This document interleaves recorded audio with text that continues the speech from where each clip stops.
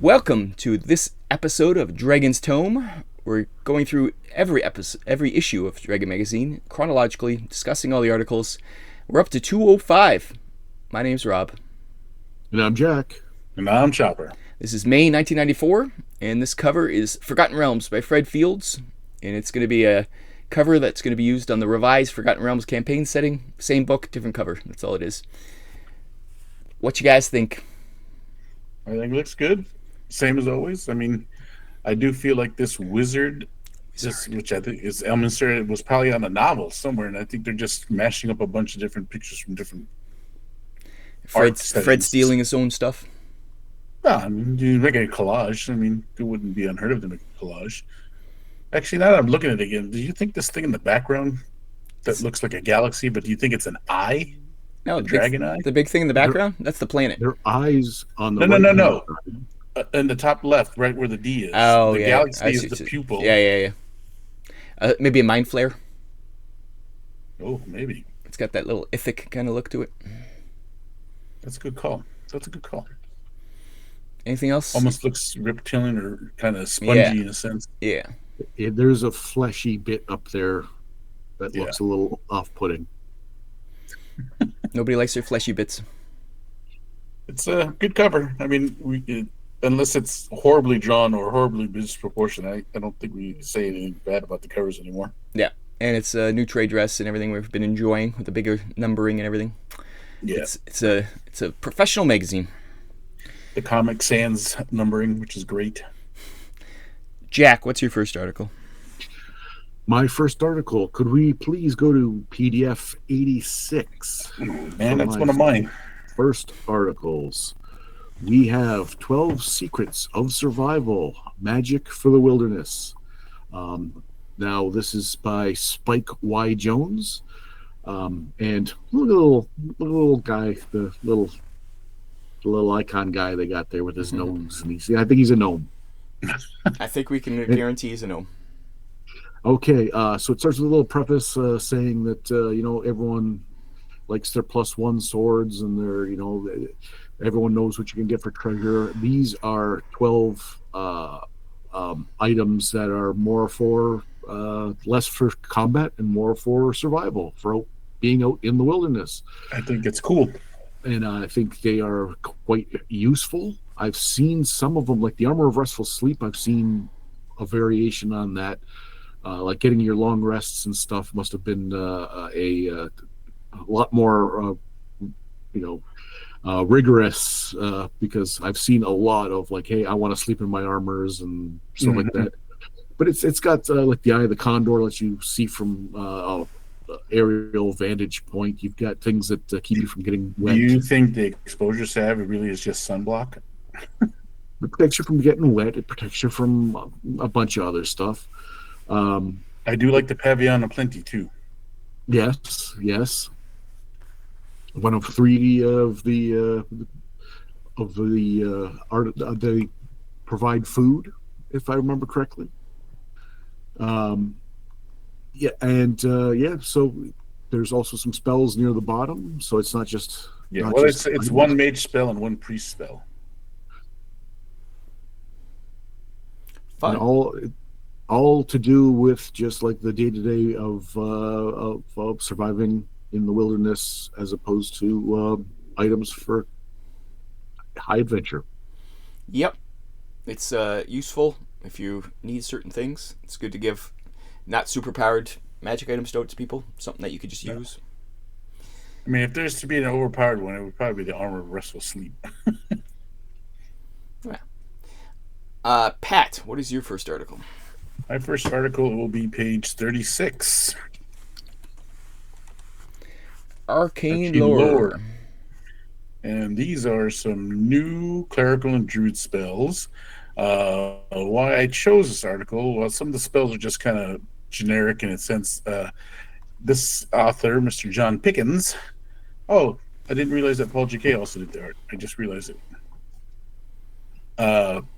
He gives you a list of elemental spells, which I always like the idea of an elementalist in a sense, and I don't think elementalist was a thing in second edition yet. I don't think it was a school of magic that you could specialize in the Wizard's Handbook, and I'm almost positive. I could be wrong though. I'd have to really look at it again. But the water spells and the wind spells and air spells and all things. So it really you can really lean into being an elementalist with this these sets of spells and stuff. So I do dig it, and there are also some protection sphere spells that you can protect yourself with, like against fire, the sun sphere, and then there's the shield of the archons, which stops spell-like abilities or spells from attacking and hitting you and stuff like that. So I think they're really starting to lean into more spells for magic users.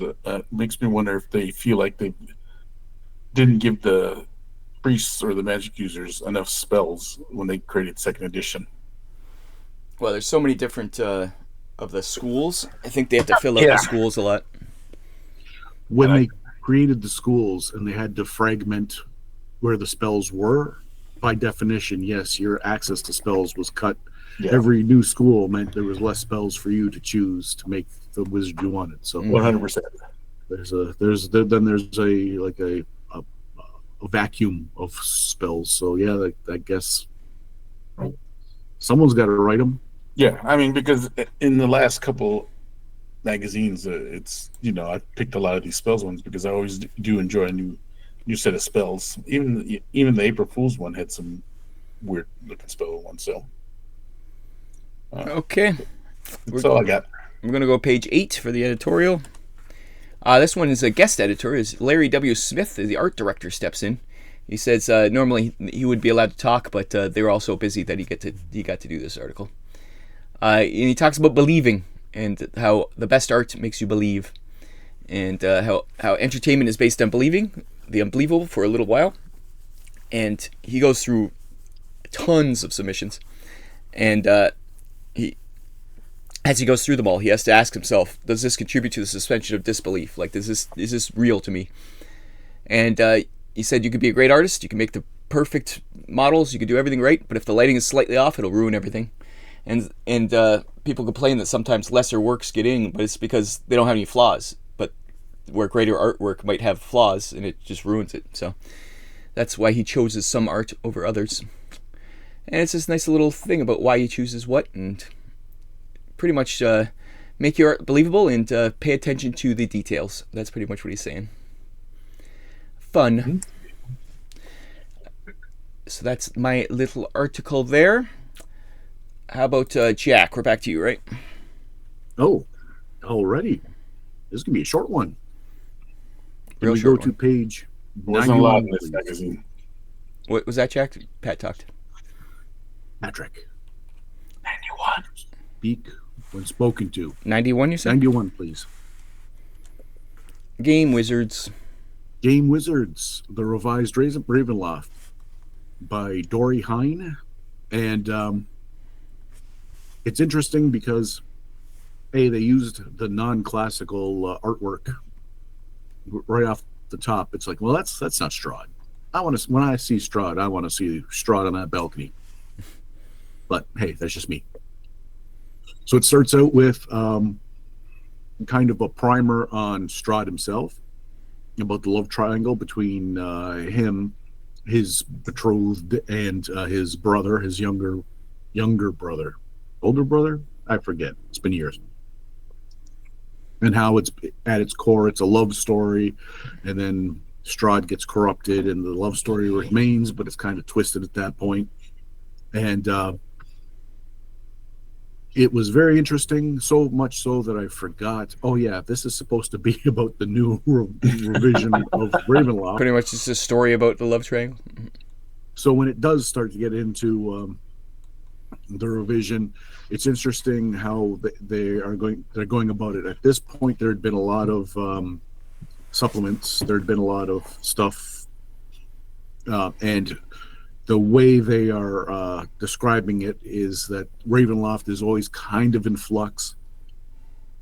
Conjunctions happen, And this revision is where some of the different versions of Ravenloft, as well as other game systems, kind of just phased into each other, like just kind of washed into each other. So it talks about how certain things from certain adventures were taken, not hey, we chose this because for mechanical reasons or whatever, or this was beloved, whatever, but they write it in a way that is like almost fiction. And what immutable things are always going to be in Ravenloft, so that's obviously there. Those are rigid functions, but other things have come now into this new revised edition. And then at the end, it tells you what you buy, what you get when you buy it. It's got a DM screen with Ravenloft stuff. It's got some other stuff involved. But yes, if you were into Ravenloft, this seems to be very lovingly crafted and made to, even a cynic can't say, oh, this is a cash grab. They're reselling Ravenloft. The way this is told is like, oh, this is It's a a product labor of love. that they've put a lot of thought into. So Yeah, I think people really love Ravenloft, and it's good that they understand that, and they're giving it a new shine for a second edition. Cool. Patrick, you got another article? I do. Let's go to page 70. Never too early. It's a plan to attend Gen Con Game Fair now. This is a very quick and overly simplified what to expect at Gen Con. It just talks about the different things you can expect, like tournaments, the board games. There's an open gaming library and the miniature games. It goes over a couple of the texts like Battletech, Car Wars, Sun Death. It goes to all the board games, Axis and Allies, and Diplomacy, which also have tournaments. And let me just say that the Diplomacy tournament and Axis and Allies tournaments are still going on today. That Diplomacy one's been going on forever. Yeah, it was like in the original Gen Cons. Yes. Car Wars. I wonder if the new Car Wars got played this year at a tournament. We never actually went into the Steve Jackson game room, did we? I wasn't there this year. I meant ever. Is there a Steve Jackson game room? There is a Steve Jackson. Yeah. Met the guy. Yeah. Didn't know it. But you don't remember it. We actually talked to him at length of the new Car Wars, and Rob doesn't remember it all. Well, if I had ever been invited to Gen Con, I would remember if we went into the Steve Jackson room. So that's just I'm just throwing that out there. I just kind of throw it out there too. I'm going to just throw it away. And then there's still the RPGA network going on. I forget what it got changed to now. They just banned the RPGA and turned it into something else now. But I used to love the RPGA, and I used to love playing in the events at Gen Con, especially the tournaments they had. This overly simplified article is still pretty relevant to today, and just these are all the things you can expect at Gen Con. It hasn't changed. The only thing that's changed is the number of games, the number of people that show up, and how long it takes for you to get a badge. And the dealer hall is, I would say, at least quadrupled. Would you say quadrupled? Maybe more? It's hard to say. In itself? Yeah. Wow. Just the Mecca Convention Center versus the Indianapolis one is just a different scale. So yeah. But it's the quick, down and dirty, how to prepare yourself for Gen Con and what to expect. Nice. Gen Con. Back to me, right? We're going to go to page 50. More rumblings, boys. Jack's favorite article. This one's a little bit less, but the very first thing, TSR acquires Dangerous Journeys. I didn't read it. I like to call it TSR steals Dangerous Journeys in a lawsuit suing Gygax to get it, but crushes Gygax's dream. Yeah, so pretty much they not Wizard Coast. That's the other people who crush dreams. TSR were like, nope, too close to D&D. We're taking it. Sued the crap out of it. And then they won and took it. I do have a copy of it. This article is pretty funny though because it just keeps being like it was amicable. It was both sides were happy. Oh, no. Gygax was not happy. No. And you know then who was happy though? who? 2 law firms. Yeah. There were some lawyers that really enjoyed what must have been a knockdown, drag out, just a horror show of and they we had to send more letters. We have to charge you for that. Oh, we have to. Yeah, I'm sure some attorneys are still in some palatial mansions on that battle. I do like how they don't never mention Gygax's name in this at all. Like it did. There was another article a couple of weeks ago that it was first journeys, like the first quest thing where people talk about their start in games. I think it was James M. Ward, and he talks about some guy he met in a bookstore that created this game. He never mentions Gygax's names once. I wonder if there's some kind of like thing where you're not allowed to mention his name in the magazine anymore, because it's really weird that they keep just like not mentioning his name, especially in that one because it was like obviously who he was talking about. It does mention his name in this article. Oh, he does say Gary Gygax, yeah. Yeah, it names his corporation, but it also says "and." Mm-hmm. But yeah. Either anyways, way, there was some strange. bad blood. Yeah, definitely. And the other thing that's in here, there's a few other things, but the big one is that Magic hired more people and are creating miniatures soon from Heartbreaker Miniatures. I don't remember Magic miniatures that early, but could be. I don't either. Oh, I do remember because you get they had the Dow counter, the Dark Ritual guy from the spell. Yeah, I don't remember They any made a mini of that. I remember seeing them, and I remember thinking, "Oh, I would love to have some of those," but since I don't, the price must have been prohibitive because I wish I knew where it was. It couldn't have been that much because I did have a couple, and I Yeah, used but it on you're my. renowned for spending money, Pat. Yes. But I used that mini for. I mounted on. I had a dial for my life counter, and I used that to spin the dial. The Dark Ritual, yeah. Yeah. Yeah. So there's miniatures for Magic, and they're getting more people. This time it was the John Tynes, President and Pagan Publishing, they fired on. So just keep pulling people into their machine. Can't stop the machine.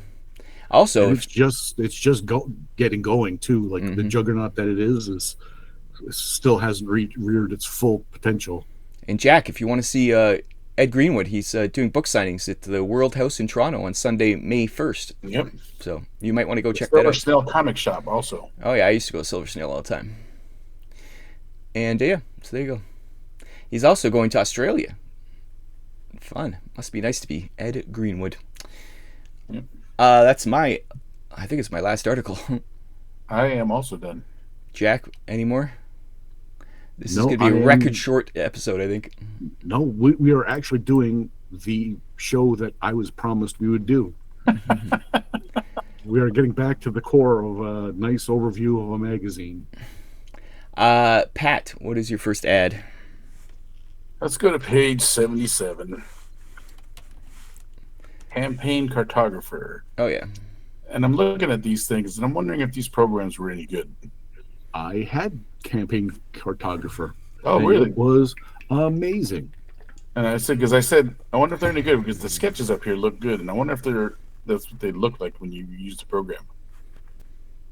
The one I had hexes, with. I still have the maps, and I use them for my game. The problem is if I ever wanted to modify my game or change anything, like if I didn't like the name of a city or something, it's because the computer that ran this was, I don't know, three generations ago. But yeah, it was amazing for making maps. Amazing. Yeah, it looks good. I mean, it was expensive. Look at this. The campaign cartographer was $70. Did you pay that, Jack, or did you steal it? I bought one that didn't have all of the bells and whistles. And I had it, and it was a real one because I remember at one time on one of my maps, there's a tree that is white that I used for something in the legend, and then when they did an update, they changed it to green, and it. Oh, you know what? These guys are still around. I didn't realize that this was Pro Fantasy. I just now realized it says another first from Pro Fantasy. Pro Fantasy still makes cartography programs, and I think maybe campaign cartography might still be around. Well, if you're from Pro Fantasy, unsolicited, I just gave a rave review, a rousing review of your product, and also lamented that I don't have it right now to do any of the things I'd like to do with it. So all I'm saying is, Maybe throw Jack a bone. just yeah. And I did hear that if I'm thinking the same one, this Pro Fantasy, that this program was pretty much the bomb at the time. Just like Phantoms. So it's a nice little full page ad. That's why it caught my eye. I was like, I wonder if these things are still around, because 93, 94, we're looking at 486s at this time. So the Right on the processing edge. power at that point were pretty high for the time. And I remember when you opened the program, it opened up a little square in the corner, and then you had to choose a couple. It was pretty primitive, but it had functions like you want to do a random map, and you could just do the size and stuff, and it would just spit out a map. It was like it had a lot of. It was good. Had a lot of chutzpah. Yeah. All right, that's my ad. Jack, what's your ad? Could we go to page 127, please? I thought you were going to say the next page, but this is Villains. I don't remember this one. I don't either. So it's choose your enemies wisely is the across the top. In the hieroglyphs, it says new from TSR, and it is apparently a kind of a primer on how to make like a really cunning, really like a villain to remember, to make your big bad evil guy, they call him now. But now, I've never seen this book before. It kind of in the artwork looks like it might be a full hardcover, like the Player's Handbook, Dungeon Guide. Oh, Patches disappeared. Pat died. Oh, well. Okay, well, now we'll continue on without him. Oh, R.I.P. Oh, he's back. We had He's back. power flash. Sorry. Oh. I think it's a splat book, but yeah, the picture looks like a hardback. So I've never seen it. I had never even heard of it. And, Medusa turning guy to stone and breaking his hand off. Classic. I don't think there's anything that, for me, the price point, it's like $23. Would I have purchased it? Probably not. No. Would I skim through it now? I think I would. Nice. I think it says 18 bucks down there at the bottom. Well, that's for you. Oh, you're Canadian. Sorry. You're talking about freedom bucks. Yeah, we're talking about real money. Sorry, I didn't think we were talking about Monopoly money. How dare you? Oh, My ad is the next page. And I'm amazed you guys didn't pick this ad right away. Well, it was my last ad, and I figured someone, if you needed it, you were going to grab it. Spellfire. That being said, bam! Look at that. Somebody's got a Spellfire deck right in his hand. Actually, this is how ridiculous I am. He bought 3 Spellfire decks. Anyway, Spellfire, yeah, it's the competitor to Magic, obviously. It's the game that, in the end, TSR had warehouses and warehouses full of this game, just sitting, rotting away, because nothing beats Magic, unfortunately. Well, there's at least 3 of them rotting away on my desk. Yep. So is that those aren't the booster packs? That's got to be the Starter okay, decks. It's a starter deck. starter deck. Yeah. I wonder. They say the booster packs here are $2.50. And then you got the game in a double deck pack, so you got 2 packs for $9. They're trying to undercut to Magic, because I think Magic was $9 for one deck. Yeah, and they were trying to at least get people. Hey, you want to split a Spellfire game? I'm pretty sure we did. I think we all had Spellfire too, but It's $5 each. didn't last long. I don't think I ever did. No. But I don't think we didn't dabble. I didn't. There were so many. I just don't remember them all. Yeah, Spellfire. It's the beginning of the card game Apocalypse. Anything else to say about card game Apocalypses? Nope. Any more ads, Jack? No. Pat, any more But ads? I will say That's it for me. What, Jack? That's not a good looking product. No, I mean, honestly, I forgot how cheap It doesn't. Spellfire was, because here, look at this. I'm going to show you guys. It's not, I mean, here's the artwork compared to Magic, right? You can't see shit. Yeah. It's not great. It's classic TSR art. So if you're looking for there's that one. Okay. It's almost cartoony in a sense. It's not the greatest. But even Magic the box, was known for its art, yeah. Yeah, I mean, because even on some it looks much better. Well, it's just iconic, I guess. Yeah. Spellfire was trying to make bigger art, though. That was nice. Well, Fill the page more. but the difference. Yeah, there's definitely less text on a Spellfire card than a Magic card. Yeah. My last ad is on page 51. Immortal. No sanctuary is eternal. The age of innocence ends July 7th, 1994. Trademark precedence, I guess. I'm like, is this the first Wizard or White Wolf ripoff? Is this the? Oh. And I also said someone just learned Photoshop. It. Yeah. Cheese. Yeah. There's no arguing that. It looks like a bad music video. A little bit of Lawnmower Man. It's very compared to the art quality of White Wolf's products, it's just, you look at this and you're like, oh, they're trying to get the same feel. I'm edgy, and it's just like, no, it looks stupid. I'm edgy. I'm cool. I'm edgy. I wonder if it's I wonder if it's a Highlander ripoff. Mortal. Ooh. Anyways, looks terrible. I thought it was funny. Anything else to speak of this magazine, guys? Nice, short, sweet. No, it was hard to get through that. It wasn't a great one. Yeah, it wasn't a great magazine. We had a few bangers in the last few ones, and this one was not good. It happens once in a while. Usually on my time for some reason. It's every third one. You get the nut bangers, and I get the damn April Fool's one every freaking time. Yeah. If you have any articles that we missed, that we just completely missed and we should have talked about, please comment below. If you wrote in these articles, we apologize, but it wasn't that they were bad. It just wasn't much in here that we liked. Yeah. Next week we'll be back for 206. Until then, I've been Rob. I'm Jack. And now I'm Chopper. Like, comment, subscribe, do all that stuff Jack loves, and we'll be back Next week. Bye-bye.